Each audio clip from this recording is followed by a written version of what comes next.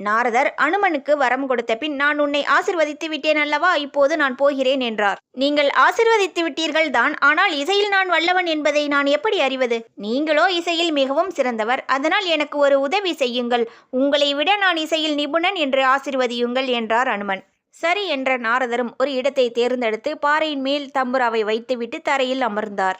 பாறை உருகும் அளவிற்கு ஒரு பாடலை தேர்ந்தெடுத்து நாரதர் முன் அமர்ந்து அனுமன் பாடுகிறார். அனுமன் பாட பாட பாறை உருகி தம்புரா அதில் மிதக்கிறது. அனுமனின் பாடலை கண்களை மூடியவாறே நெகிழ்ந்து ரசித்துக் கொண்டிருந்தார் நாரதர். அப்படியே, அனுமா, நீ சிறந்த இசையமைப்பாளராகிவிட்டாய், போதும், பாடலை நிறுத்து என்றார். கண்களை முதலில் திறந்து பார்த்துவிட்டு அதன் பிறகு நான் பாடலை நிறுத்த வேண்டுமா என்று சொல்லுங்கள் என்றார் அனுமன். ஏன் அப்படி சொல்கிறாய் என்று கண்களை திறந்து சுற்றுமுற்றும் பார்த்தவர் தம்புராவை கவனிக்காமல், போதும், பாடலை நிறுத்து என்று சொல்லிவிட்டார். அனுமன் பாடலை நிறுத்தியதும் திரவம் பாறையாக மாறியது. தம்புரா அதில் ஒட்டி கொண்டது.